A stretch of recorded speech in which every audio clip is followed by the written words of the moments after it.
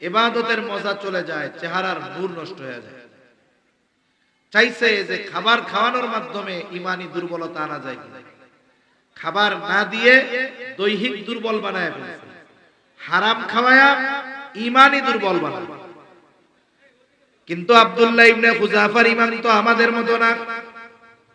ইমানের একটা পাওয়ার আছে, শক্তি আছে।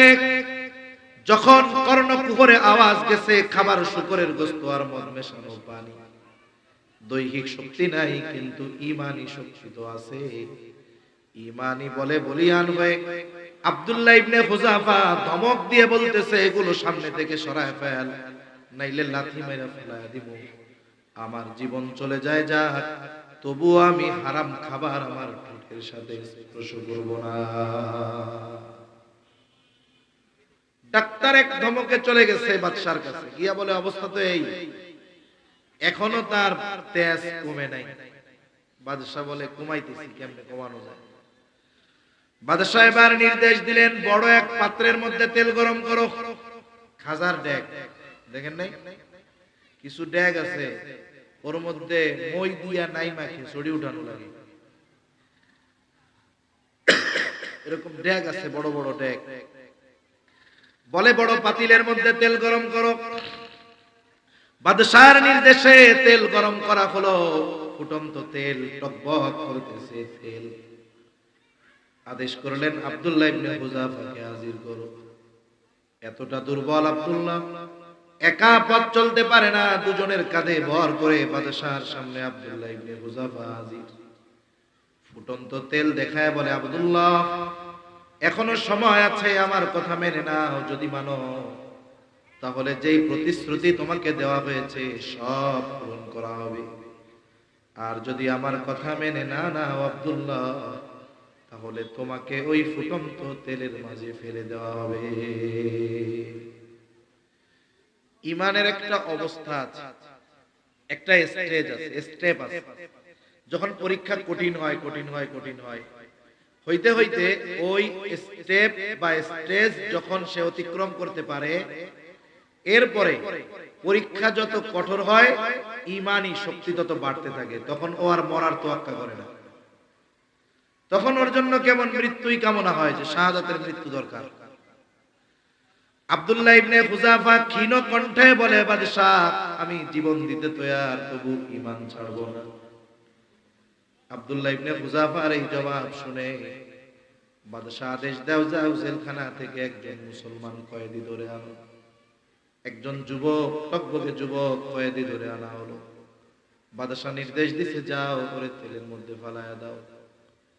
বাদশাহর আদেশে যখন ওই যুবকটাকে ফুটন্ত তেলের মধ্যে ফেলে দেওয়া হয়, সাথে সাথে কিমা বাজার মতো হয়ে গেছে। শরীরের হাড্ডিগুলো মাংস থেকে আলাদা হয়ে গেছে। মুহূর্তের মধ্যে শাহাদাতের অমীয় সুধা পান করছে যুবক। এবার দেখেন, গত বৈষম্য বিরোধী আন্দোলনে অনেক ছাত্রর সাক্ষাৎকার দেখলাম, বলছে আমার পাশে একজনের বুলেট লাগছে, রক্ত বের হচ্ছে, মৃত্যু যন্ত্রণায় কাতরাচ্ছে। বলে আপনার কি তখন ভয় লাগে না? বলে না, বরং ওকে দেখার পর আমার যত ভয় ছিল মুহূর্তের মধ্যে দূর হয়ে গেছে। ওর ওই দৃশ্য দেখে আমি আরো জীবন দেওয়ার জন্য উদ্বুদ্ধ হয়ে গেছি। আব্দুল্লাহ ইবনে হুযাফা এই দৃশ্য দেখছে। বাদশা বলে, এই পরিণতি তোমারও হবে। আব্দুল্লাহ ইবনে হুযাফা বলে, বাদশা জীবন দিতে প্রস্তুত, তবু ঈমান দিব না। বাদশা এবার বলে, যাও ওরেও তেলের মধ্যে নিয়ে ফেলায় দাও। দুইজন ধরে ধরে আব্দুল্লাহ ইবনে হুযাফাকে নিয়ে যায়। এতক্ষণ আব্দুল্লাহ ইবনে হুযাফা স্বাভাবিক, কিন্তু এখন কান্না শুরু করছে, চোখ দিয়া পানি পড়ে। ওই দুইটা মনে করছে আব্দুল্লাহ ইবনে হুযাফা হয়তো মরার ভয়ে কান্না করে। বাদশাহর কাছে বলে, বাদশাহ কান্না করতেছে, মনে হয় মরার ভয় হচ্ছে, জীবনের জন্য হয়তো মায়া লাগতেছে, এই জন্য মনে হয় কান্না করতেছে। বাদশাহ বলে, আব্দুল্লাহ কান্না করো কেন? মরার ভয় হয়? পরিবার পরিজনের কথা তোমার মনে পড়ে নাকি? আব্দুল্লাহ ইবনে হুযাফা বলে, না, ঈমানদার কখনো মৃত্যুর ভয়ে কান্না করে না। আর এই মৃত্যু যদি নিশ্চিত শাহাদাতের মৃত্যু হয়, এর চাইতে সৌভাগ্যের আর কি বা হতে পারে?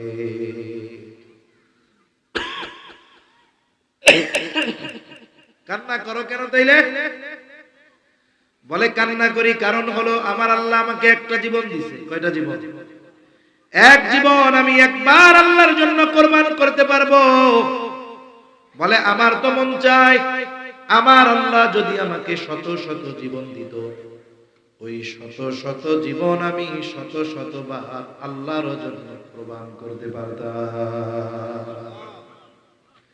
শাহাদাতের মৃত্যু যাদের নসিব হয়, শহীদ, এদের আত্মা জান্নাতের সবুজ পাখির মধ্যে আল্লাহ ঢুকায় দেয়। ওরা উঠতে থাকে জান্নাতে, নাজ নেয়ামত ভোগ করে। হাদিসের মধ্যে আসছে, লম্বা হাদিসের মূল কথাটা কইতেছে। আল্লাহ জিজ্ঞাসা করে কি চাও, কি মন চায়? আল্লাহ কিছুই মন চায় না, সব নেয়ামত তো আছে, একটা জিনিস মন চায়। কি মন চায়? বলে আল্লাহ আবার যদি আপনি আমাদের দুনিয়ায় পাঠাইতেন, কাফের জালেমের বিরুদ্ধে জিহাদ করতাম, শহীদ হতাম। আবার পাঠাইতেন, জিহাদ করতাম, শহীদ হতাম। শুধু এটাই মন চায়, আর অন্য কিছু মন চায় না। সম্মানিত উপস্থিতি, আমরা যে সময়টাতে এখানে বসেছি এটা খুবই গুরুত্বপূর্ণ একটা সময়। যদিও দ্বীনি মাহফিল গুলাতে অতি প্রসিদ্ধ কোনো আলোচক না হলে মানুষজন মাগরিবের পরে সাধারণত নিজেদের কর্মব্যস্ততাকে রেখে দ্বীনি মাহফিলে এসে বসে না। সেজন্য মাগরিবের পরে মানুষ আসার ক্ষেত্রে মাহফিলের তাৎপর্যের চাইতে ব্যক্তির তাৎপর্য বেশি কাজ করে।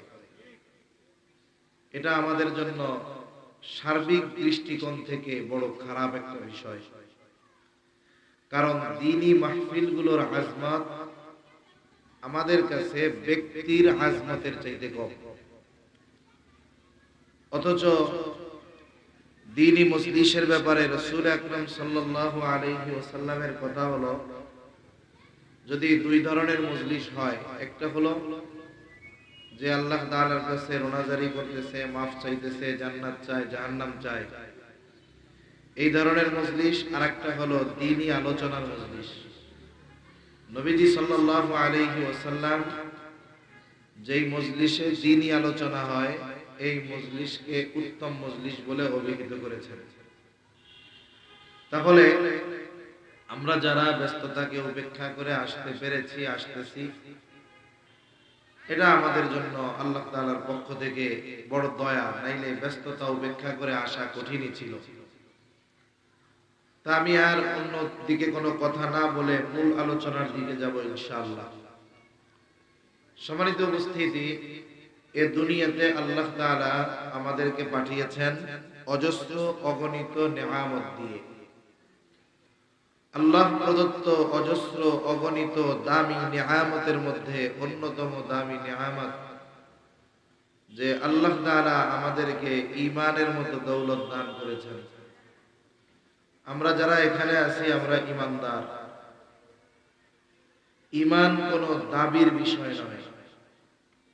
অনেক মানুষ আছে দাবি করে যে আমি ঈমানদার, কিন্তু তার মধ্যে যদি ঈমানদারের বৈশিষ্ট্য না থাকে, বাস্তবিক অর্থে তাকে ঈমানদার বলা যাবে না। একজনের চামড়া কালো, একেবারে কালো, কিন্তু ওনার নাম হইল দলামিয়া। এখন ওনার নাম যতই দলামিয়া হোক, এই জন্য উনি নিজেকে সুন্দর চামড়ার মানুষ বলে দাবি করতে পারবে না। বাস্তবতা হলো আমরা নিজেরা অনেক সময় দাবি করি আমরা ঈমানদার, কিন্তু আমাদের মধ্যে ঈমানদারের বৈশিষ্ট্য অনুপস্থিত থাকে।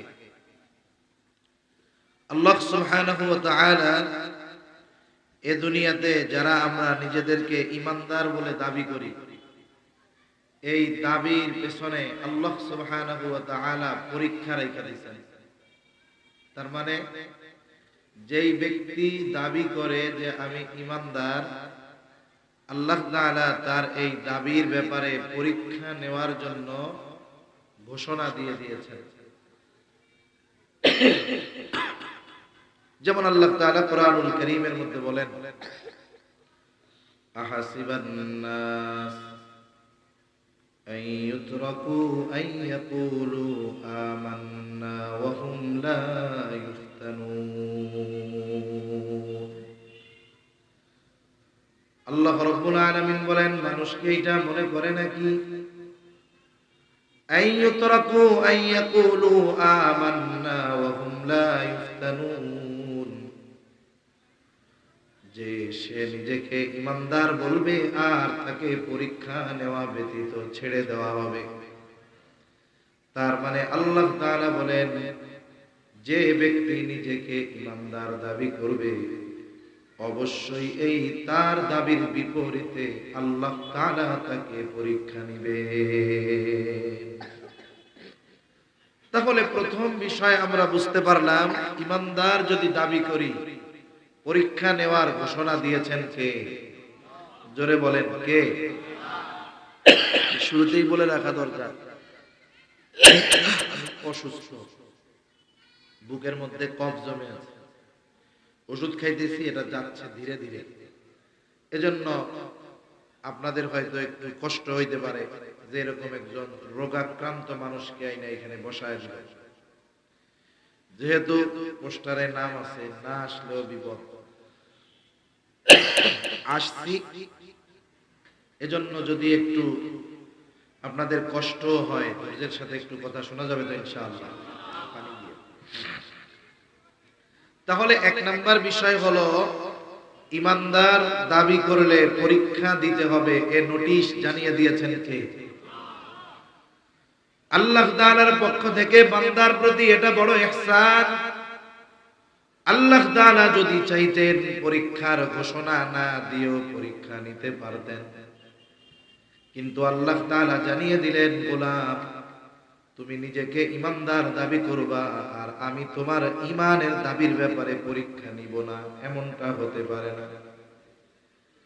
এই ঘোষণার দ্বারা আমাদেরকে পরীক্ষার জন্য প্রস্তুত থাকার নির্দেশনা আল্লাহ তাআলা দিয়ে দিলেন। যেমন প্রত্যেকটা প্রতিষ্ঠানে, হোক সেটা মাদ্রাসা, হোক সেটা স্কুল, হোক সেটা ইউনিভার্সিটি, প্রত্যেক জায়গায় কিন্তু পরীক্ষার আগে নোটিশ দিয়ে দেওয়া হয় যে শোনো, অমুক মাস থেকে অমুক সাময়িক পরীক্ষা শুরু হবে। যেহেতু পরীক্ষা নিকটবর্তী, সকল শিক্ষার্থীদের পরীক্ষায় উত্তীর্ণ হওয়ার জন্য এখন থেকেই প্রস্তুতি নেওয়ার আদেশ দেওয়া হলো। নোটিশের মাধ্যমে পরীক্ষার ঘোষণা দিয়ে দেওয়া হয়।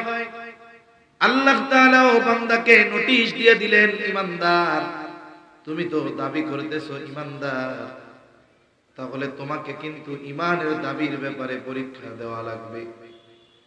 আবার যখন পরীক্ষার সময়টা ঘনিয়ে আসে, বলে যে যেই সাবজেক্টে দক্ষ শিক্ষক, ছাত্ররা ওই ওস্তাদের কাছে ওই বিষয়ের কিতাব নিয়ে, বই নিয়ে ওস্তাদের কাছে গিয়ে বলে, ওস্তাদ বইয়ের মধ্যে তো হাজার হাজার প্রশ্ন, সব প্রশ্নগুলো তো আয়ত্তে আনা সম্ভব নয়, আপনি আমাদের গুরুত্বপূর্ণ কিছু প্রশ্ন দাগায়া দেন, যেইগুলা আমরা যদি আয়ত্তে আনি তাহলে পরীক্ষার হলে অকৃতকার্য হব না। এইবার ওস্তাদ তার অভিজ্ঞতার আলোকে হাজারো প্রশ্নের মধ্য থেকে শতাধিক প্রশ্ন বা 100 প্রশ্ন দাগায়া দেয়।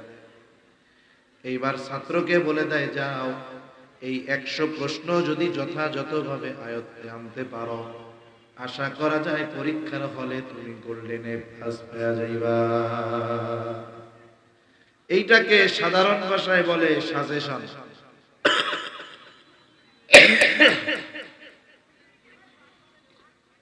এটাকে সাধারণ ভাষায় কি বলে? সাজেশন বলে।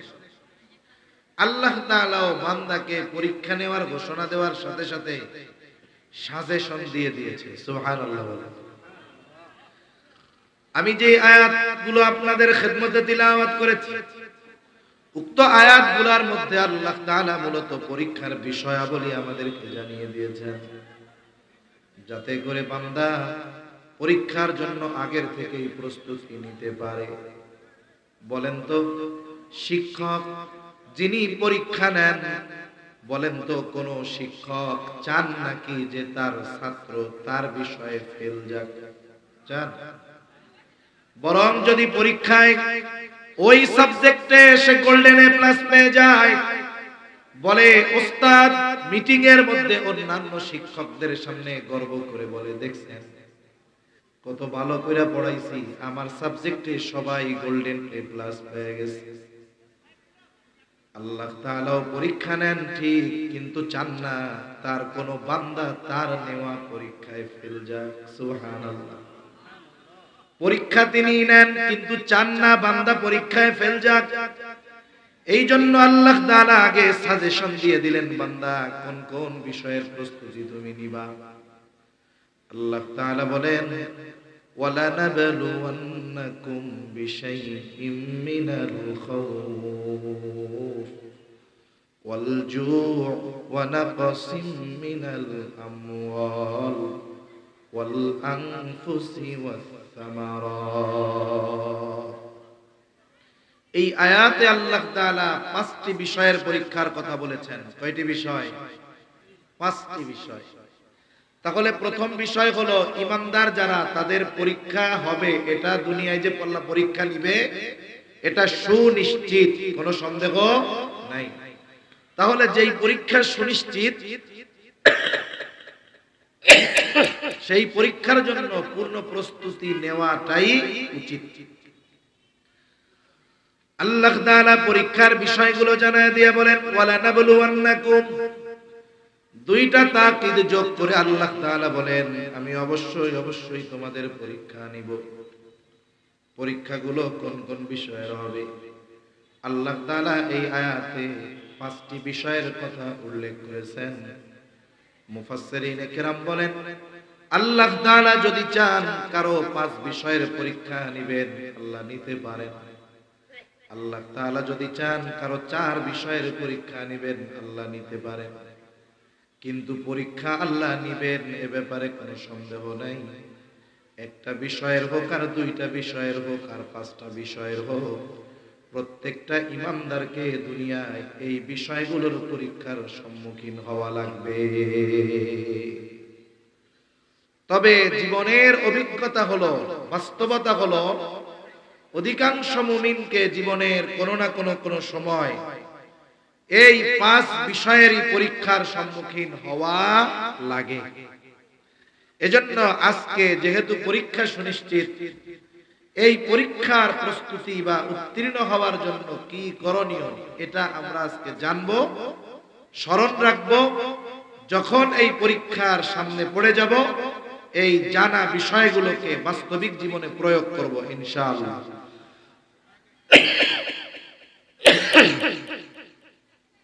সুস্থতা কত বড় নিয়ামত, এটা অসুস্থ না হইলে বোঝা যায় না। আল্লাহ তাআলা 1 নম্বরে বলেন, বিশাইইন মিনাল খাউফ। ঈমানদার ঈমান এনেছো, ভয়ের মাধ্যমে তোমার ঈমানের পরীক্ষা নেওয়া হবে। তার মানে একটা মানুষ যখন প্রকৃতপক্ষে ঈমান আনয়ন করবে, হাজারো বাধা বিপদ বালা মুসিবত তাকে গ্রাস করবে, স্বাভাবিক বিষয়। বাহিরের বিষয়গুলো বাদ দেন। অনেক ক্ষেত্রে কোন মানুষ যদি নিজে পরিপূর্ণ দ্বীনের উপরে চলতে চায়, বাহিরের বাধার চাইতে অনেক সময় তার ঘরের থেকেই বড় বাধা আসে। অনেক সময় অনেক যুবক তরুণ জেনারেল শিক্ষিত ইউনিভার্সিটির স্টুডেন্ট আমাদের সাথে মেসেজিং করে কথা হয়, বলে হুজুর খুব মন চায় দ্বীনের উপরে চলবো, কিন্তু বাহিরের কথা, বাহিরের মানুষের কথার তোয়াক্কা করি না। কিন্তু আফসোসের বিষয়, দ্বীনের উপরে চলার ক্ষেত্রে সবচাইতে বড় বাধা হলো আমার নিজের পরিবার। কারণ একটা সময় তো আমরা দেখেছি জঙ্গি কারা, আপনার সন্তান জঙ্গি হচ্ছে কিনা এর আলামত শিখাইতে হলো বাংলাদেশের প্রসিদ্ধ একটি পত্রিকা, নাম হলো প্রথম আলো। কিছুদিন আগে একটা রিপোর্ট দেখলাম যে জঙ্গি কেমনে সাজাইতে হয়, এগুলো ওরা শিখাইতো। চিন্তা করেন যে একটা দেশ তার 12টা বাজানোর জন্য একটা দালাল মিডিয়াই যথেষ্ট। এদের শিকড় কত গভীরে, এটা যদি এখন নির্মূল না করা হয়, মূলোৎপাটন না করা হয়, এ ভাইরাস যদি থেকে যায়, এরা যুগে যুগে সময়ের সাথে সাথে আবার বিষধর সাপের মতো বারবার সবল মারবে, ঠিক কিনা বলেন? এজন্য এই সমস্ত দেশদ্রোহী অন্যান্য দেশের এজেন্ট দালাল যারা, এদের মূলোৎপাটন করার সময় এখন। যদি দেশকে বাঁচাতে হয়, ইসলামকে যদি বাঁচাতে হয়, তাহলে এদের বিরুদ্ধে পরিপূর্ণভাবে সোচ্চার হওয়া দরকার, ঠিক কিনা বলেন? এরা শিখাইতো জঙ্গি কেমনে হয়। আপনার ছেলে যদি নামাজ কালাম পড়া ধরে, টাকনুর উপরে যদি প্যান্ট পরা শুরু করে, মসজিদের ইমামের সাথে যদি চলাফেরা করে, তার যদি কোনো গার্লফ্রেন্ড না থাকে, ফেসবুকে যদি সময় না দিয়ে কোরআন বেশি বেশি পড়ে, যদি মানুষের সাথে দেখা হলে আগে হাই হ্যালো বলতো, যদি এখন সালাম দেয়, কথায় কথায় যদি বলে ইনশাআল্লাহ, ইন্না লিল্লাহ, আলহামদুলিল্লাহ, সুবহানাল্লাহ, তাহলে ধরে নিবেন আপনার ছেলে জঙ্গিবাদের পথে পা বাড়াচ্ছে, নাউজুবিল্লাহ বলে। অথচ দেখেন সুবহানাল্লাহ, আলহামদুলিল্লাহ, আল্লাহু আকবার, ইনশাআল্লাহ, সালাম বিনিময়, টাকনুর উপরে প্যান্ট পরা, এটা মুসলমানদের একটা কালচার, কোরআন হাদিসের নির্দেশনা। অথচ এইগুলা মানলে জঙ্গি বলে প্রচার করা হতো। ঢাকা ইউনিভার্সিটির মাথা মোটা, মাথার মধ্যে গোবর ভরা, এই ধরনের কিছু শিক্ষক ছিল। এরাও মিডিয়ার সামনে এসে বলতো যে শুদ্ধভাবে সালাম দেওয়া নাকি জঙ্গিবাদের আলামত। নাউজুবিল্লাহ। সালাম কেমনে দিবেন? আসসালামু আলাইকুম, এরকম সালাম দিলে হলো সে বুঝবেন যে না ঠিক আছে। কেউ যদি শুদ্ধভাবে সালাম দেয় আসসালামু আলাইকুম ওয়া রাহমাতুল্লাহ, ওই গবেট, গাধা, মূর্খ, গর্দভ, অশিক্ষিত কি বলছে? বলে শুদ্ধভাবে সালাম দিলে এটাও নাকি জঙ্গিবাদের আলামত। নাউজুবিল্লাহ। আসলে এদের যে কি করা দরকার ছিল তা তো আমরা করতে পারি না। আমরা না করতে পারলেও কি, মরার পরে ফেরেশতা এদের জন্য রেডি আছে। দেখেন এইগুলো যখন ব্যাপক হারে প্রচার হইতো, পত্রিকা ফলাও করে, টেলিভিশন ফলাও করে প্রচার করত, যেই সমস্ত সন্তানদের মা বাবা ঈমানি দিক দিয়ে দুর্বল, ছেলে তো দ্বীনে প্রবেশ করলে ওটা তো তার প্রাথমিক একটা বিষয়। একটা ছেলে যখন দ্বীনের পথে আসবে, শুদ্ধভাবে সালাম দেওয়া, ইসলামী পরিভাষাগুলো ব্যবহার করা, এটা প্রাইমারি একটা বিষয়। তা এইটা যখন সে শুরু করবে, তার পরিবার থেকে বাধা চলে আসবে। আরে আমার ছেলে শুদ্ধভাবে সালাম দেয়, আমার ছেলে এখন তার খালাতো বোন, চাচাতো বোন এগুলোর দিকে তাকায় না, তার মানে তো সর্বনাশ, জঙ্গি হয়ে যাবে। এই জন্য অনেক যুবক এমন ভাবে মেসেজ করতে বলতো, হুজুর বলে দ্বীনের উপরে চলতে চাই, বাহিরের কোন মানুষের তোয়াক্কা করি না, কিন্তু সবচাইতে বড় বাধা হলো আমার নিজের ঘর। এই জায়গায় আমার জন্য বড় ভয়। বলে আমি নামাজ পড়বো, আমাকে বলে তোরে জঙ্গি বলবে, তোর কারণে আমাদেরও ডিস্টার্ব হবে, আমাদেরও মানুষ জ্বালাতন করবে। আবার একটু দাড়ি লম্বা করতে চাই, বলে দাড়ি রাখা যাবে না। কেন? বলে জঙ্গি বলবে, তোর কারণে আত্মীয় স্বজন মানুষের কাছে লজ্জিত হব। আবার আমারে হুমকি দেয়, তুই দাড়ি রাখ, তাতে কি রাত্রে যখন ঘুমায় থাকবি দাড়িটারে কাইটা দিব। তাহলে দেখেন, একটা মানুষ যদি দ্বীনের উপরে চলতে চায়, তার জন্য ভয়ঙ্কর জায়গা অনেক সময় নিজের ঘরটাও হয়ে যেতে পারে। যেখানে পরিপূর্ণ দ্বীন মেনে চললে ঘরের মানুষ শত্রু হয়ে যেতে পারে, আর ওইখানে যদি একজন ইমানদার পরিপূর্ণ দ্বীনের উপরে চলতে চায়, বাহিরের হাজারো বাধা, কথা, বিপদ আপদ, বালা মুসিবত আসতে পারে কি পারে না, এ বিষয়ের প্রস্তুতি আমাদের থাকতে হবে যে ঈমানের উপরে চললে আমাদের বাধা বিপত্তি আসবে, বিভিন্ন দিক দিয়ে ভয় ভীতি আসবে। তবে যদি নিজের অবস্থানের উপরে অটল অবিচল থাকা যায়, ইনশাআল্লাহ চূড়ান্ত বিজয় ঈমানদারদেরই হবে, ঠিক কিনা বলেন? এর অনেক উপমা আমরা সম্প্রতি সময় দেখতেছি। নিয়ারেস্ট সময়, একেবারে নিকটবর্তী সময় কি দেখলাম? আমাদের দেশের তরুণ যুবক যারা, আমরা মনে করতাম যে internet, social media, Facebook, free fire, এগুলো আমাদের তরুণ সমাজ, যুব সমাজকে মনে হয় শেষই করে দিয়েছে। কিন্তু অনেক সময় হয় ধ্বংস স্তূপের নিচ থেকেও অনেক সময় ফুলের গাছ উঠে, ফুল ফুটে। আমরা মনে করতেছিলাম আমাদের তরুণ যুবকেরা শেষ, কিন্তু আমরা কি দেখলাম যে এরা হকের পক্ষে, জালেমের বিপক্ষে। এরা শুধু রাত জেগে মোবাইল টিপে এমনটা নয়, বরং প্রয়োজনে যদি দেশের জন্য, ইসলামের জন্য জালেমের বুলেটের সামনে দাঁড়াতে হয়, এই তরুণ যুবকেরা এগুলোর তোয়াক্কা করে না। ঠিক কিনা বলেন? এই যে ভয়কে তারা জয় করতে পেরেছে, যার কারণে কি হয়েছে? অস্ত্রবিহীন এই মানুষগুলোর হাতে অস্ত্র নাই, বোমা নাই, কেউ নাই সাথে, কিন্তু নিজেদের অবস্থার উপরে অটল অবিচল থাকার কারণে একটা সময় জয়ের মালা তারা পরিধান করেছে। ঠিক কিনা বলেন? এখন বলেন তো, মানুষ যদি জাগতিক সফলতা অর্জনের জন্য দৃঢ়তার উপরে থাকতে পারে, ভয়কে জয় করে দাঁড়িয়ে থাকতে পারে, আল্লাহ তাআলা জাগতিক সফলতাও তাদের দেন। আর কোন ব্যক্তি যদি ঈমানের জন্য, দ্বীনের জন্য অটল অবিচল থাকে, বলেন তো আল্লাহ তাদের বিজয় দিবেন কি দিবেন না? এজন্য ভয় ভীতি আসলে তোয়াক্কা করা যাবে না। আফগানিস্তানের মুজাহিদেরা করে নাই।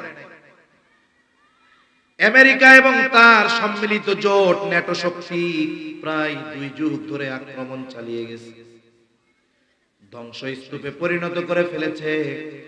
ওই মানুষগুলো তাদের ভয়ে মাথা নোয়ায় নাই। একটা সময় আল্লাহ তাআলা তাদেরকে এমন বিজয় দান করেছে, আমেরিকা এবং তার জোট শক্তি রাতের আঁধারে পালিয়ে যেতে বাধ্য হয়েছে। সিরিয়ার উপরে জুলুম অত্যাচার, আল্লাহর বান্দারা নিজেদের অবস্থানের উপরে অটল। তারা রাশিয়ান বোমাকে ভয় করে নাই, জুলুম অত্যাচারের তোয়াক্কা করে নাই, অবস্থার উপরে অটল অবিচল। একটা সময় কি হলো?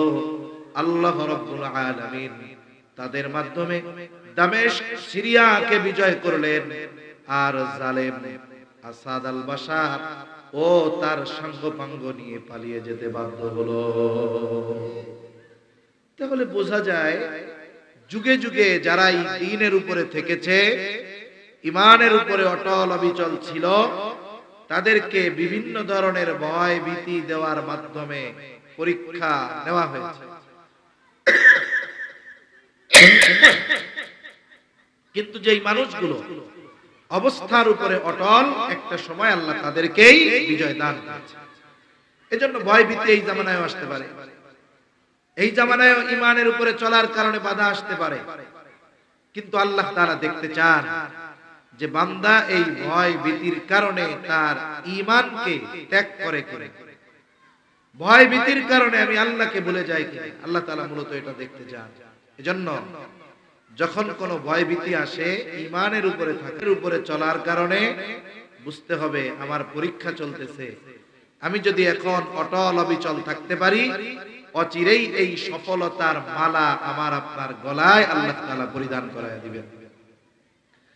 এই ঘটনা বলতে গেলে অনেক ঘটনা বলা যাবে।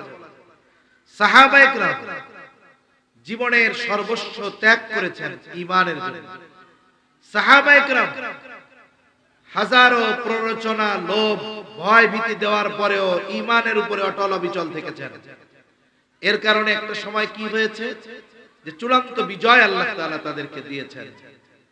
যেমন এক সাহাবী আব্দুল্লাহ ইবনে হুযাফা রাদিয়াল্লাহু তাআলা, রোমদের সাথে মুসলমানদের যুদ্ধ,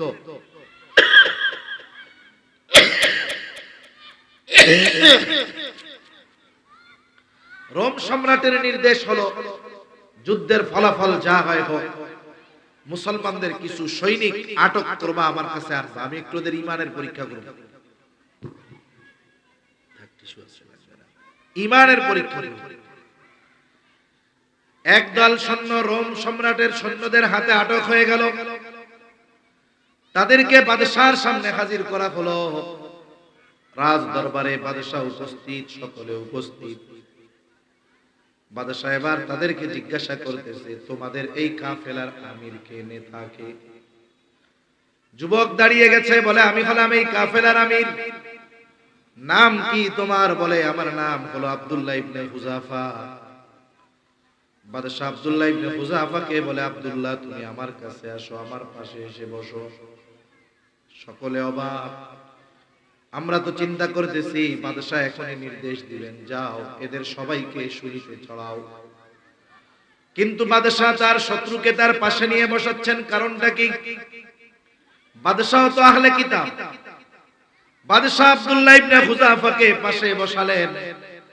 আব্দুল্লাহ ইবনে হুযাফাকে বলে, আব্দুল্লাহ আমি শত্রুর সাথে এমন আচরণ কখনো করি না, কিন্তু তুমি তরুণ যুবক, তোমাকে দেখবার পর তোমার প্রতি আমার একটা মায়া, মোহাব্বত, ভালোবাসা পয়দা হয়ে গেছে।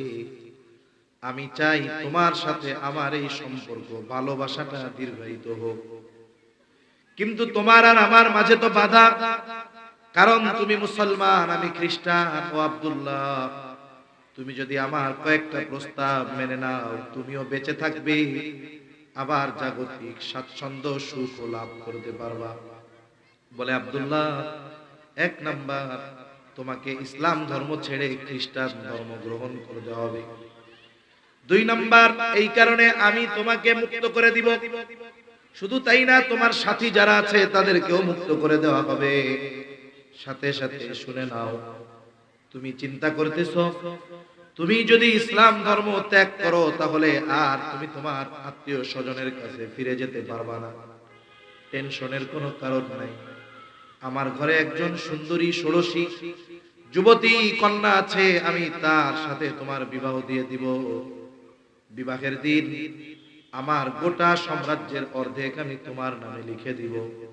আমার মৃত্যুর পর ওসিয়ত থাকবে, আমার মৃত্যুর পর বাকি অর্ধেকের মালিকও তুমি হয়ে যাইবা। আব্দুল্লাহ, তুমি যদি আমার শর্ত মেনে নাও, বেঁচেও থাকবা, এগুলো পেয়ে যাবা। আব্দুল্লাহ ইবনে হুযাফাকে দুনিয়ার প্রস্তাব দেওয়া হচ্ছে, বিনিময়ে চাওয়া হচ্ছে তার ঈমান। আর সাহাবায়ে কেরামের কাছে সমগ্র দুনিয়ার সমস্ত কিছুর চাইতে ঈমানটা বেশি মহব্বতের এবং প্রিয় ছিল। এজন্য আল্লাহ তাআলার কাছে আমাদের দোয়া করা দরকার, আল্লাহুম্মা হাব্বিব ইলাইনাল ঈমান। আল্লাহ, আপনি আমাদের কাছে, আমাদের নিকটে ঈমানকে প্রিয় বানায় দেন। আমাদের কাছে যেন আমাদের ঈমানটা সবচেয়ে প্রিয় হয়। ঈমানের জন্য যেন আমি সব কিছু ত্যাগ করতে পারি। ঈমানের প্রতি এমন মুহাব্বত আমার অন্তরে আপনি দিয়া দেন। এই দোয়া আল্লাহ তাআলার কাছে করা দরকার।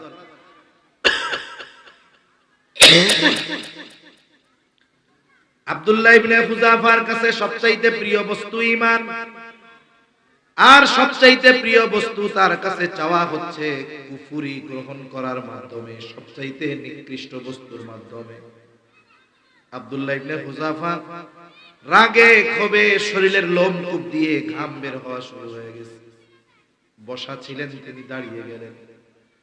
বাদশার দিকে ফিরে ঈমানি আওয়াজে আব্দুল্লাহ ইবনে হুযাফা বলতেছে, এই রোমের কুকুর, তুই কি দুনিয়ার বিনিময়ে আমার ঈমান কিনতে চাস? তুই শুনে রাখ, এ তো তোর সামান্য রোম সাম্রাজ্য। তুই যদি আমাকে তামাম দুনিয়ার বাদশাহ বানায় দেস, আমি আমার ঈমান তোর কাছে বিক্রয় করব না। আসলে রোম সম্রাট এমন একটা অবস্থার মুখোমুখি হবে, এটা সে কল্পনাও করে নাই।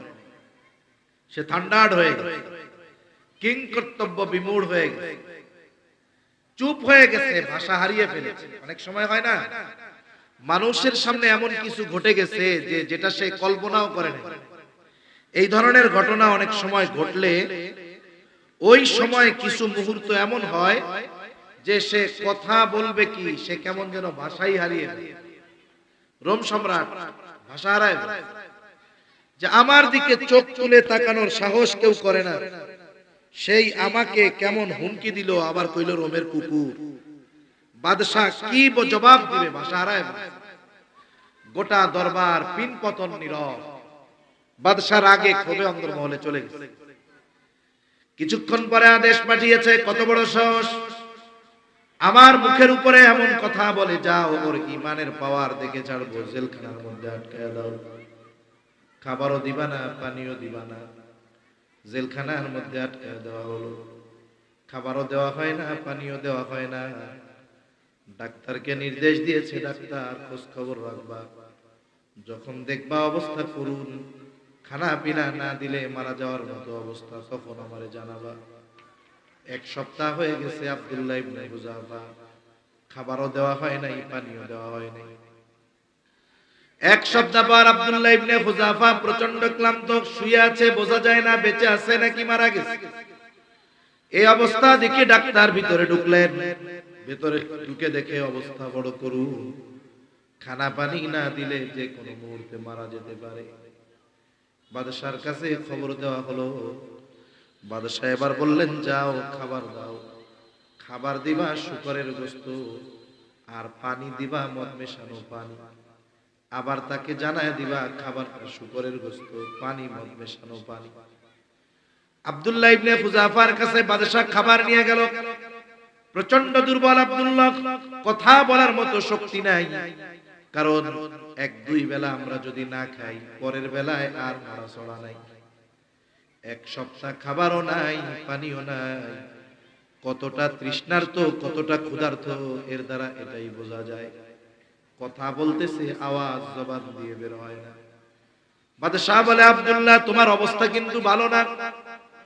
তুমি যদি এখন খানা পানি না গ্রহণ করো, যে কোনো মুহূর্তে বড় বিপদ হয়ে যেতে পারে। আব্দুল্লাহ খানা দানা তৈয়ার। অনেক সময় দেখবেন ক্ষুধার্ত পেয়ে খাবার দেখার পরে ক্ষুধার তীব্রতা আরো বাইরে যায়। রোজার মাসে সারাদিন রোজা রাখছে, কোনো অসুবিধা নেই। 10 মিনিট আগে যখন ইফতারের সামনে বসা হয়, মনে হয় এই 10 মিনিট কেমন জানি 1 ঘন্টার সময়। খালি ঘড়ির দিক তাকায়, কিরে আজান হয় না কেন? মনে হয় কেমন যেন 1000 সেকেন্ডে 1 মিনিট হইতেছে। তার মানে সারাটা দিন সামনে খাবার ছিল না, চাহিদাও ছিল না। কিন্তু যখন ক্ষুধার্ত পেট খাবারের সামনে, এবার খাবারের প্রতি আকর্ষণ বাড়ে। আব্দুল্লাহ ইবনে হুযাফা ক্ষুধার্ত, সামনে খাবার, খাবার পানির চাহিদাও তার মধ্যে আছে। ইতিমধ্যে ডাক্তার বলে, আব্দুল্লাহ খানা পানি না খাইলে বিপদ, কিন্তু শুইনা নাও, খাবার হলো শুকরের গোশত আর মদ মেশানো পানি। খাবার গ্রহণ করবে এই মুহূর্তে শুনছে এটা। কারণ বাদশাহ আহলে কিতাব, সে জানে যে হারাম খাবারেও একটা প্রভাব আছে। হারাম খাবারের দ্বারা ঈমানি দুর্বলতা আসে, ইবাদতের মজা চলে যায়, চেহারার নূর নষ্ট হয়ে যায়। চাইছে যে খাবার খাওয়ানোর মাধ্যমে ঈমানি দুর্বলতা আনা যায় কিনা। খাবার না দিয়ে দৈহিক দুর্বল বানায় ফেলছে, হারাম খাওয়ায়া ঈমানি দুর্বল বানায়। কিন্তু আব্দুল্লাহ ইবনে হুযাফার ঈমান তো আমাদের মতো না। ঈমানের একটা পাওয়ার আছে, শক্তি আছে। যখন কর্ণকুহরে আওয়াজ গেছে খাবার শুকরের গোশত আর মদ মেশানো পানি, দৈহিক শক্তি নাই, কিন্তু ঈমানি শক্তি তো আছে। ঈমানি বলে বলিয়ান হয়ে আব্দুল্লাহ ইবনে হুযাফা ধমক দিয়ে বলতেছে, এগুলো সামনে থেকে সরায় ফেল, নাইলে লাথি মেরে ফেলায় দিব।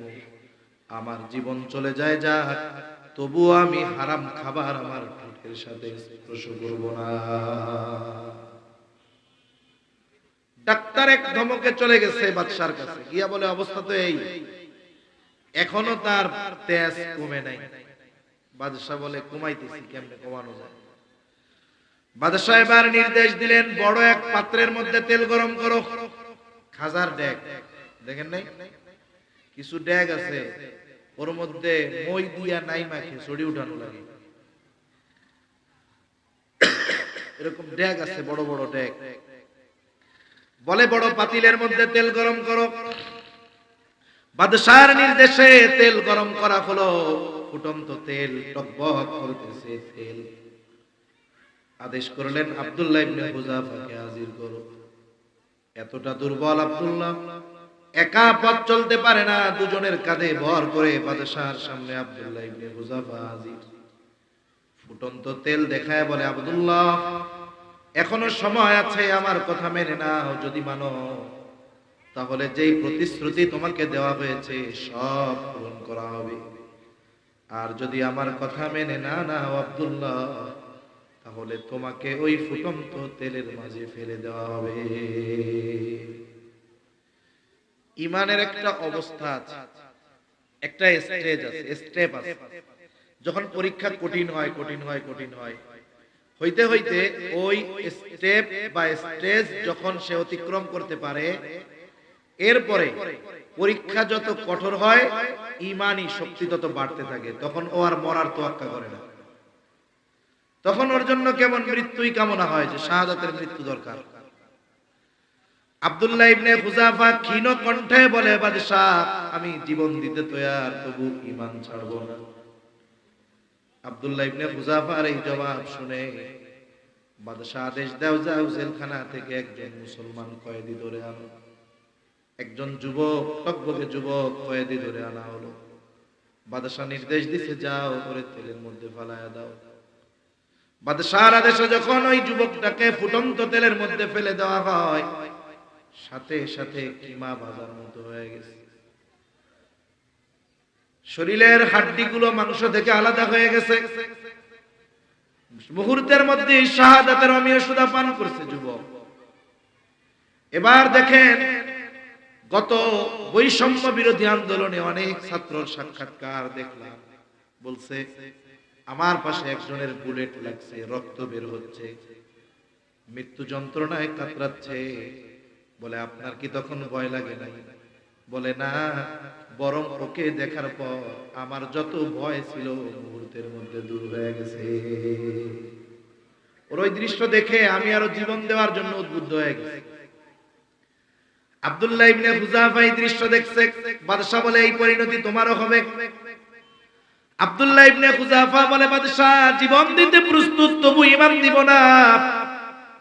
বাদশা এবার বলে, যাও ওরেও তেলের মধ্যে নিয়ে ফেলায় দাও। দুইজন ধরে ধরে আব্দুল্লাহ ইবনে হুযাফাকে নিয়ে যায়।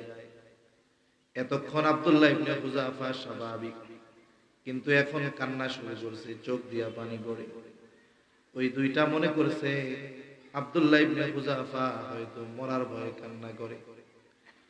বাদশার কাছে বলে, বাদশা কান্না করতেছে, মনে হয় মরার ভয় হচ্ছে, জীবনের জন্য হয়তো মায়া লাগতেছে, এই জন্য মনে হয় কান্না করতেছে। বাদশা বলে, আব্দুল্লাহ কান্না করো কেন? মরার ভয় হয়? পরিবার পরিজনের কথা তোমার মনে পড়ে নাকি? আব্দুল্লাহ ইবনে হুযাফা বলে, না, ঈমানদার কখনো মৃত্যুর ভয়ে কান্না করে না। আর এই মৃত্যু যদি নিশ্চিত শাহাদাতের মৃত্যু হয়, এর চাইতে সৌভাগ্যের আর কি বা হতে পারে?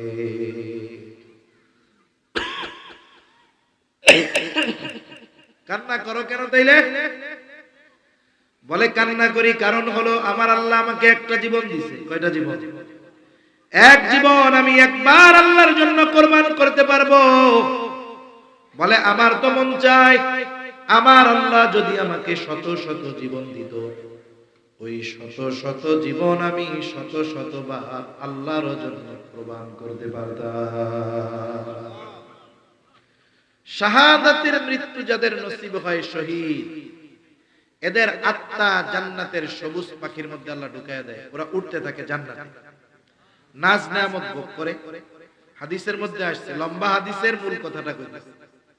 আল্লাহ জিজ্ঞাসা করে, কি চাও, কি মন চায়? আল্লাহ কিছুই মন চায় না, সব নেয়ামত তো আছে, একটা জিনিস মন চায়। কি মন চায়?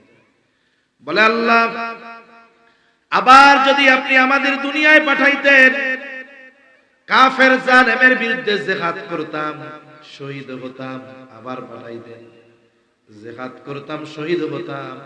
শুধু এটাই মন চায়, আর অন্য কিছু মন চায় না।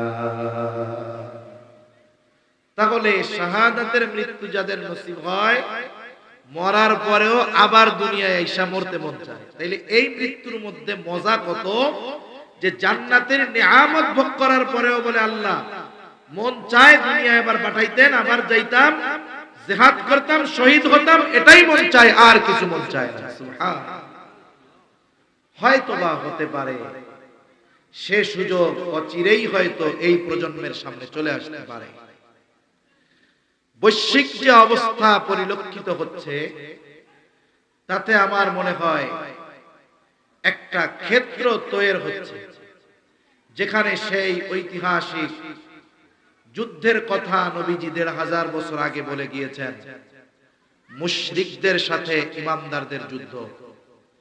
যেই যুদ্ধে এত পরিমাণ মুসলমান শহীদ হবে যে মুসলমানদের রক্তে মুসলমানদের টাকনু পর্যন্ত ভিজে যাবে।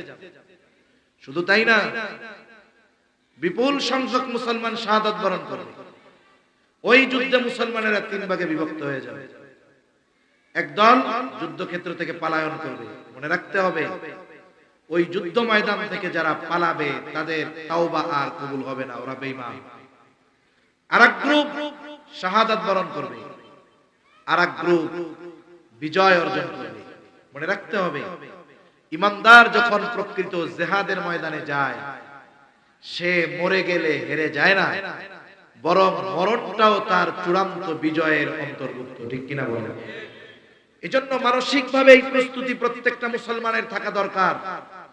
কারণ পৃথিবীর ইতিহাসে অনেক কিছু আমাদের অসম্ভব মনে হয়েছে, কিন্তু সময়ের পরিবর্তনে ওই অসম্ভবকেও বাস্তবতায় আমরা সামনে দেখতে পেয়েছি। এমন ঘটনা একটা দুইটা নয়, অহরহ অনেক ঘটনা আমার আপনার সামনে আছে। এজন্য আমরা হয়তো চিন্তা করতেছি ওটা কখন হবে, হবে কি হবে না সেটা পরে, না হইলে না হোক, কিন্তু আমাদের নিজেদের ওইটার জন্য পূর্ণ প্রস্তুত থাকার দরকার আছে না নাই? ইমানের দাম যারা বুঝে এরা পিছু হটবে না, মুনাফিকদের কাতারে তারা শামিল হবে না, তারা জীবন দিয়ে দিবে। কারণ জানে ইমানদার যদি আল্লাহর জন্য যুদ্ধ করে, ওই যুদ্ধে যদি জয়ী নাও হয়, আল্লাহর জন্য যদি জীবন দিতে চায়, জীবন দিয়ে দেয়, নিঃসন্দেহে সে জয়ী হয়ে যায়। ঠিক কিনা বলে? মনে রাখতে হবে, ইমানদার মরলে হেরে যায় না, বেঈমান মরলে হেরে যায়। অনেক সময় ইমানদারের মৃত্যুর মাধ্যমে চূড়ান্ত বিজয় অর্জিত হয়। ঠিক কিনা বলে?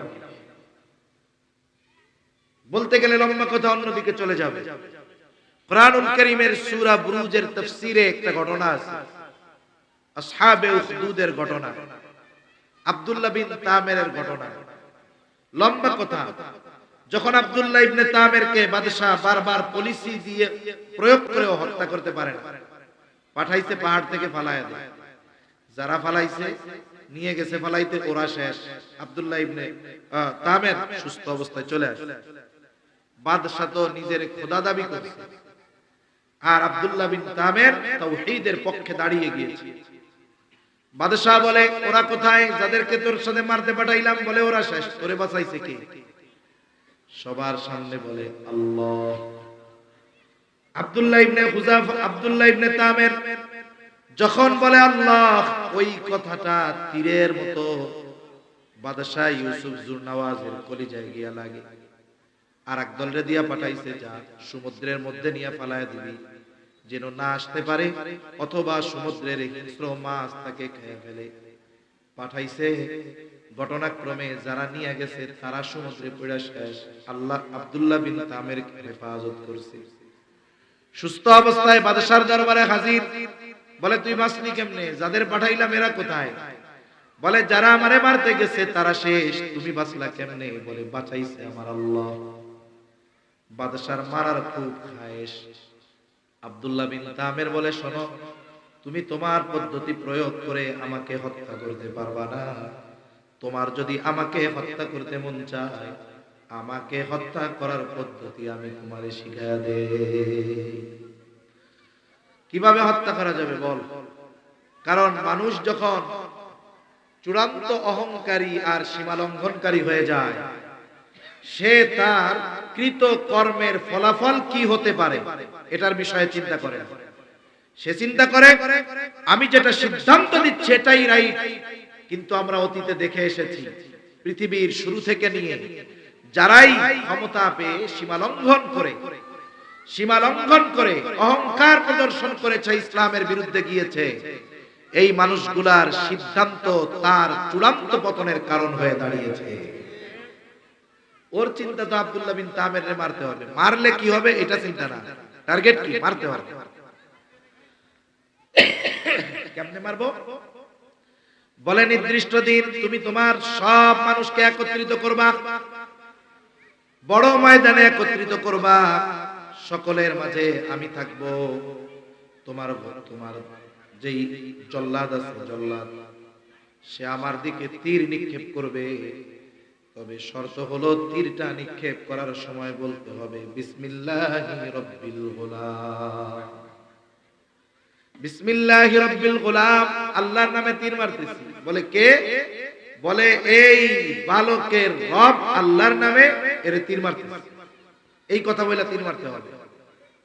ও চিন্তা করে তীর মাইরা যদি ওরে মাইরাই ফেলানো যায় তাহলে তো পথের কাটা ক্লিয়ার।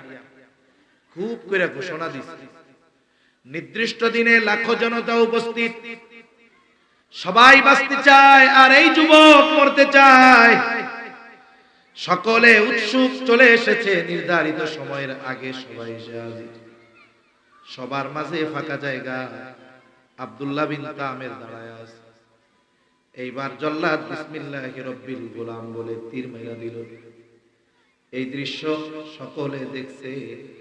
তীরের আঘাতে আব্দুল্লাহ বিন তামের জমিনের উপরে পড়ে গেল, শহীদ হয়ে গেল। এই দৃশ্যটা উপস্থিত মানুষের অন্তরে এতটা রেখাপাত করেছে, সকলেই তখন সমস্বরে বলল আমান্না বিরব্বিল গুলাম, আমরাও এই বালকের রবের উপরে ঈমান আনলাম। এখন বলেন, আব্দুল্লাহ বিন তামের শত্রুর নিক্ষিপ্ত তীরে শহীদ হয়ে গেছে। সে শহীদ হয়ে জয়ী নাকি পরাজয়? নিঃসন্দেহে জয়ী, কোনো সন্দেহ নাই। এজন্য মানুষ মারা গেলেই হেরে যায় না। আমরা হেরে যাব কখন? যখন আমরা আমাদের আদর্শ থেকে বিচ্যুত হয়ে যাব, ইসলাম থেকে বিচ্যুত হয়ে যাব, ইমাম থেকে বিচ্যুত হয়ে যাব। তখন আমি বেঁচে থাকলেও জিন্দা লাশ, আমাকে কাফের মুশরিকরা গোনায় ধরবে না। কিন্তু যদি ওই রকম একজন ব্যক্তির মতো ব্যক্তি হওয়া যায়, গোটা পৃথিবীর কাফেররা তাদের ভয়ে তছনছ করতে থাকবে। ঠিক কিনা বলেন? এজন্য মানুষ মরে গেলেই হেরে যায় না, ইমানদার মরে গেলেই হেরে যায় না, বরং মৃত্যুর মাধ্যমে ইমানদার তার কাঙ্ক্ষিত লক্ষ্যে পৌঁছিয়ে যেতে পারে। কোন ঘটনা থেকে গেলাম? আব্দুল্লাহ ইবনে হুযাফা, বাদশা বলতেছে মরার ভয়ে কান্দো? বলে না মিয়া, জীবন যদি কান্দিত জীবন একটাই জন্য, 100টা হইলে তো 100 বার শহীদ হইতে পারতাম। আহলে কিতাব যেহেতু আল্লাহ তাআলাকে বিশ্বাস করে, চিন্তা করে এটা কি মানুষ না অন্য কিছু? সব পলিসি শেষ। এখন যদি বাদশার কথা তেলের মধ্যে ফালায় দেয়, ও তো হারলো না, আমি তো জিততে পারলাম না, ভয়ডর দেখায় কাজ হলো না। এইবার বলে আব্দুল্লাহ, আমার একটা কথা রাখো, তাহলে আমি তোমাকেও ছেড়ে দিব। কি কথা? বলে কিছুই করা লাগবে না, তুমি আমার কপালের মধ্যে একটা চুমা দাও। চুমা। আব্দুল্লাহ ইবনে হুযাফা এবার পাল্টা শর্ত দিচ্ছে। চিন্তা করে একটা চুমা দেওয়ার মাধ্যমে যদি বড় উপকার হয় হোক। বলে শোনো, তোমার কপালে আমি একটা চুমা দিতে পারি, শর্ত আছে। কি শর্ত? বলে শুধু আমাকে মুক্ত করলে হবে না, তোমার জেলখানায় যত মুসলমান আছে সবাইকে ছেড়ে দেওয়ার ব্যাপারে যদি ওয়াদা দাও, তাইলে তোমার কপালে আমি একটা চুমা দিতে পারি। বাদশা চিন্তা করে কোনো কথাই রাখাইতে পারলাম না, কমপক্ষে যা হয় হোক এই কথাটাই আমি জানি একটু জিতি। আব্দুল্লাহ ইবনে হুযাফার শর্তে রাজি হয়ে বাদশা, এবার আব্দুল্লাহ ইবনে হুযাফা বাদশার কপালে চুমা দিছে। বাদশা ওয়াদা মোতাবেক সকলকে মুক্ত করে দিল। আব্দুল্লাহ ইবনে হুযাফা কাফেলা সহকারে চলে গেছে মদিনায়। হযরত ওমর রাদিয়াল্লাহু তাআলা আনহু ঘটনা জানছে। এই ঘটনা যাই না আব্দুল্লাহ ইবনে হুযাফার কপালে হযরত ওমর রাদিয়াল্লাহু তাআলা আনহু চুমা দিয়ে দিছে। একটু চিন্তা করে দেখেন ভয়টা কোন পর্যায়ের ছিল। একেবারে ফুটন্ত তেলের মধ্যে ফালায়া দিবে। ওই অবস্থায় যখন আব্দুল্লাহ ইবনে হুযাফা নিজের অবস্থার উপরে অটল, বলেন তো চূড়ান্ত বিজয় তাকে যিনি দিয়েছেন তিনি কে? এই বিপদের মুহূর্তে আসতে পারে যদি ঈমানের উপরে অটল থাকা যায়, সম্মানের সাথে বিজয় আল্লাহ তাআলা রেখে দিয়েছেন। এজন্য আল্লাহ তাআলা বলেন ঈমানদার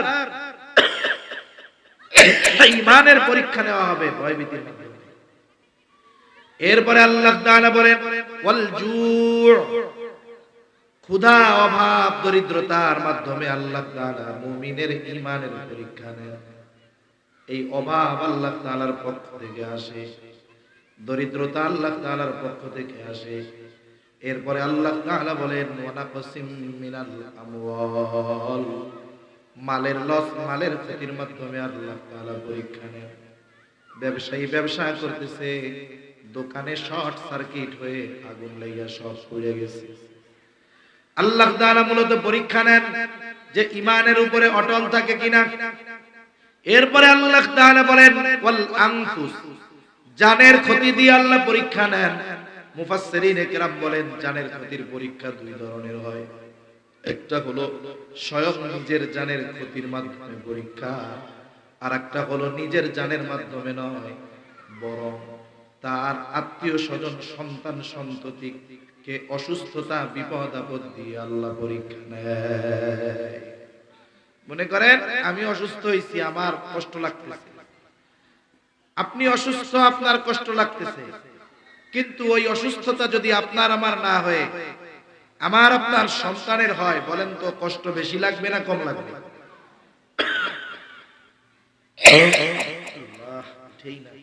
কি যে কষ্ট হইতেছে। তাহলে চিন্তা করেন, পরীক্ষা আল্লাহ তাআলা আমাদের অসুস্থতা দিয়েও নেন, শারীরিক বিপদ আপদ দিয়েও নেন, আবার সন্তান সন্ততি প্রিয়জনের বিপদ দিয়েও আল্লাহ তাআলা আমাদের পরীক্ষা নেন।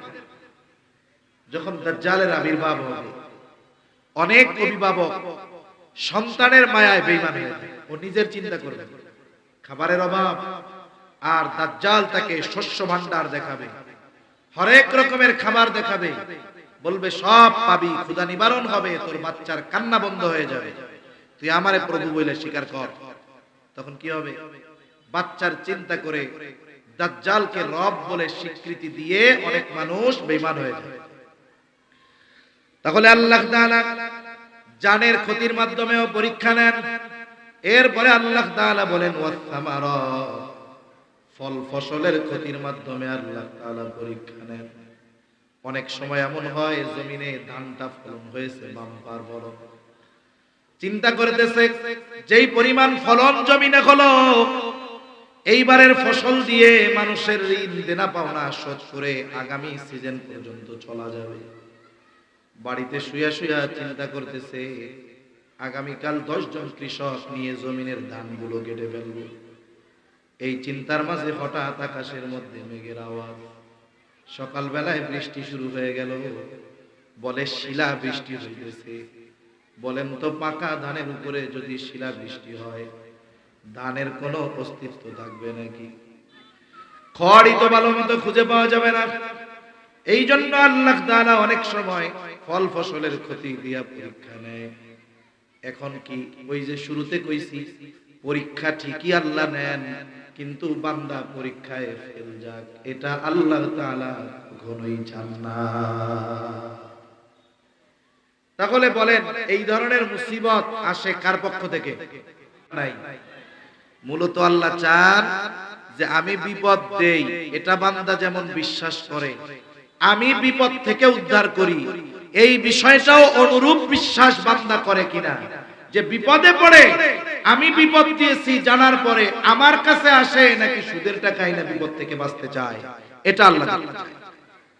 এজন্য দুই আয়াত আগেই আল্লাহ তাআলা বলেন, আল্লাহ রাব্বুল আলামিন বলেন,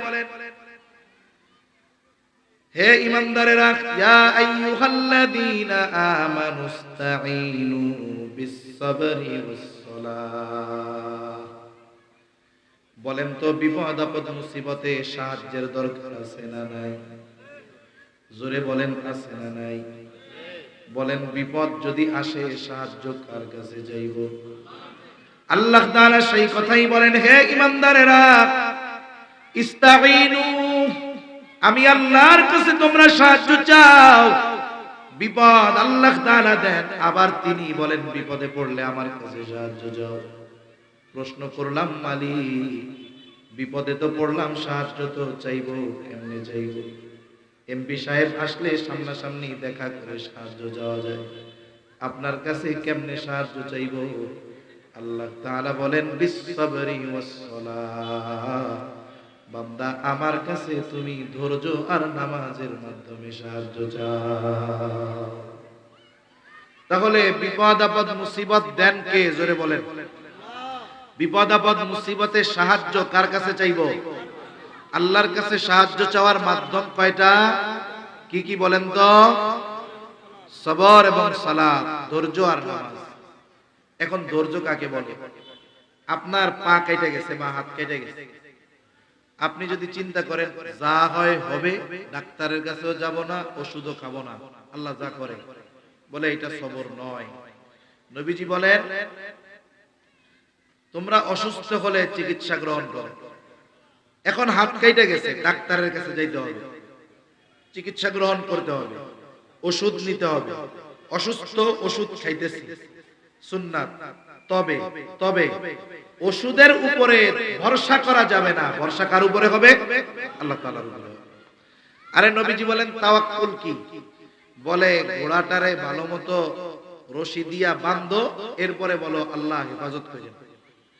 বিপদে পড়ছি, বিপদ থেকে বাঁচার বৈধ প্রচেষ্টা করা, সাথে সাথে এই বিশ্বাস রাখা যে আমার চেষ্টা প্রচেষ্টা আমাকে বিপদ থেকে উদ্ধার করতে পারবে না যদি আল্লাহ তাআলা না চান। কারণ কি? দেখেন একই অপারেশন, হার্টের সমস্যা, বাংলাদেশের প্রসিদ্ধ একজন ডাক্তারের মাধ্যমে চিকিৎসা হয়, ওপেন হার্ট সার্জারি। দেখা যায় একই অপারেশন, কেউ সুস্থ হয়, কেউ মারা যায়, ঠিক কিনা? এখন যদি ডাক্তারের হাতে এই পাওয়ার থাকতো অপারেশন করলে মরবে না, তাইলে ডাক্তার কাউরে মরতে দিত। কিন্তু ডাক্তারও জানে অপারেশন এক, রোগীর সিম্পটম এক, সব এক, কিন্তু এটা বাঁচবে না মরবে এটা আল্লাহ ভালো জানে। এই জন্য আগে সিগনেচার নিয়ে নেয়। যদি ইন কেস কিছু হয়ে যায় তাহলে হসপিটাল কর্তৃপক্ষ, ডাক্তার কাউকে দোষারোপ করা যাবে। যেমন আরেকটা উদাহরণ দিয়ে বুঝতে সহজ হবে। মনে করেন অনেক জায়গায় অনেক হসপিটালে রোগী থাকে, অসুস্থ রোগী, মেজর অপারেশন। এখন মসজিদে মাদ্রাসায় দোয়া করায় না, যে একটু দোয়া করেন আমার আব্বার ওপেন হার্ট সার্জারি আল্লাহ তাআলা যেন সুস্থ করে দেয়, দোয়া চায় না এরকম? আমরাও দোয়া করি আল্লাহ অমকের বাবা হার্ট অপারেশন হবে, আল্লাহ অসুস্থ, আপনি তারে সুস্থ করে দিয়েন।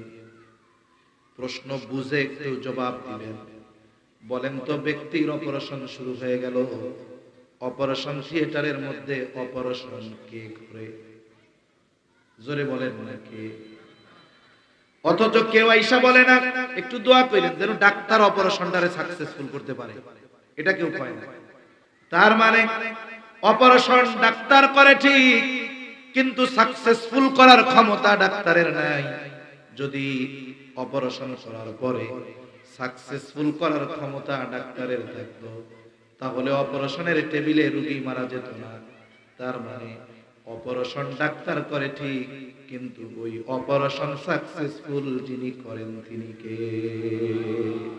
বলে এটা হলো সবর। অপারেশন ডাক্তার করতেছে কিন্তু দোয়া চায় কার কাছে?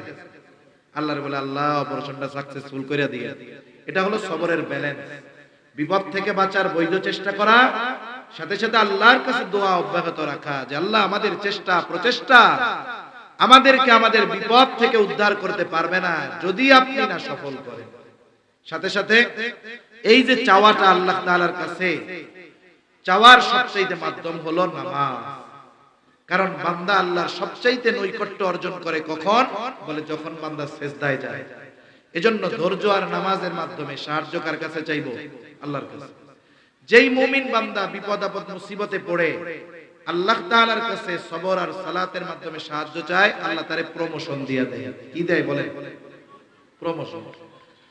শুরু করেছে ঈমানদারদেরকে খেতাব কইরা, লাস্টে আল্লাহ তাআলা বলেন ইন্নাল্লাহা মাআল মুমিনিন, বলেন নাই? আল্লাহ তাআলা বলেছেন ইন্নাল্লাহা মাআস সাবিরিন। তার মানে যেই ঈমানদার বিপদ আপদ মুসিবতে ধৈর্য আর নামাজের মাধ্যমে আল্লাহ তাআলার কাছে সাহায্য চায়, ওই মুমিন তখন সাধারণ মুমিন থাকে না। ওই মুমিনকে আল্লাহ ডিগ্রি দিয়ে দেয়, ও তখন প্রমোশন পাইয়া সবের মুমিনদের অন্তর্ভুক্ত হয়ে যায়। আর যে সবের মুমিন হয়ে যায়, সবরের গুণ যে অর্জন করে তার ব্যাপারে আল্লাহ তাআলা বলেন ইন্নাল্লাহা মা'আস সাবিরিন। আল্লাহ তাআলা বলেন নিশ্চয়ই আল্লাহ ধৈর্যশীলদের সাথে আছে। তাহলে 2-3 মিনিটের মধ্যে শেষ করে দেব ইনশাআল্লাহ। আমি তো আবার এই ঘড়িটার টার্গেটে চলতেছি, তো এটাই বাজে হলো 10, আমারটাই বেজে গেছে 14, উল্টাপাল্টা লেগে গেছে। নাইলে এইটার ঘড়ি অনুযায়ী আমি আমার টাইম শেষই করতাম। এরপরে কি হইলো, আল্লাহ তাআলা বলেন এই যে পরীক্ষা নিলাম, যারা পরীক্ষায় এই প্রয়োগগুলো করলো বলে তারা তো পরীক্ষায় পাস, কি করবেন বলে বাশশিরিস সাবিরিন। হাবিব আপনি তাদেরকে সুসংবাদ জানায়া দেন। কিসের সুসংবাদ বলে জান্নাতের সুসংবাদ। তা এই সমস্ত মানুষের একটা প্রাথমিক আলামত আছে। কি আলামত? আল্লাহ বলেন সুসংবাদ তো জানাবেন কাদের বলে তাদের আল্লাযীনা ইযা আসাবাতুহুম মুসিবা ক্বালু ইন্না লিল্লাহি ওয়া ইন্না ইলাইহি রাজিউন। তারা যখন কোনো বিপদ আপদ মুসিবতে পড়ে, তাদের উপরে যখন কোনো বিপদ আপদ মুসিবত আসে, শুরুতেই তারা বলে ইন্না লিল্লাহি ওয়া ইন্না ইলাইহি রাজিউন। তাহলে মুসিবতে পড়লে ইন্না লিল্লাহ পড়তে হবে, শিখাইছেন কে? শুধু মানুষ মরার দোয়া এটা না, যে কোনো মুসিবতে এটা পড়তে হয়। সাথে সাথে নবীজিও একটু শিখিয়ে দিয়েছেন, সহিহ মুসলিমের হাদিস। নবীজি বলেন যখন কেউ বিপদ আপদ মুসিবতে পড়বে সে কি বলবে বলে ইন্না লিল্লাহি ওয়া ইন্না ইলাইহি রাজিউন। সাথে সাথে আরেকটা নবী শিখিয়ে দিয়েছেন, বলবে আল্লাহুম্মা আজুরনি ফি মুসিবাতি ওয়া আখলুফ লি খায়রাম মিনহা। বলবে আল্লাহ এই মুসিবত থেকে আমারে বাঁচান, এই মুসিবতের প্রতিদান দেন, আর এই মুসিবতে যা হারাইছি তার চাইতে উত্তমটা আমাকে ফিরায়া দেন। নবীজি বলেন যে মুসিবতে পড়ে এই দোয়া ইয়াকিনের সাথে আল্লাহর কাছে করবে, মুসিবতের মাধ্যমে সে যা হারাইছে তার চাইতে উত্তমটা তাকে ফিরিয়ে দিবেন কে? জোরে বলেন না কে? তাহলে আজকের মূল কথা কি বলে বিপদ আপদ মুসিবত দেন কে? জবাব দেন জোরে। বিপদ আপদ মুসিবতে সাহায্যের দরকার আছে না নাই? সাহায্য কার কাছে চাইবো? কয়টা মাধ্যমে? কি কি? সবর আর সালাত, এই দুই মাধ্যমে। যদি এই দুই মাধ্যম অবলম্বন করে সাহায্য চাই, প্রমোশন কি হবে বলে সবের মুমিন হওয়া যাবে। আল্লাহ তাআলা বললেন পরীক্ষায় তো পাস, সুসংবাদ দিয়ে দেন। কিসের সুসংবাদ? জান্নাতের সুসংবাদ। বলে তারা কারা? বলে যারা পরীক্ষায় পাস, এদের অন্যতম আলামত মুসিবত বিপদে পড়লেই তারা বলে ইন্না লিল্লাহি ওয়া ইন্না ইলাইহি রাজিউন। আল্লাহুম্মা আজুরনি ফি মুসিবাতি ওয়া আখলিফ লি খায়রাম মিনহা। এই দোয়াটা আমরা শিখে নিব, মুসিবতে আমল করব। আল্লাহ তাআলা কথাগুলো বুঝবার, আমল করবার তৌফিক দান করেন। আমিন। ওয়া আখিরু দাওয়ানা আলহামদুলিল্লাহি রাব্বিল আলামিন।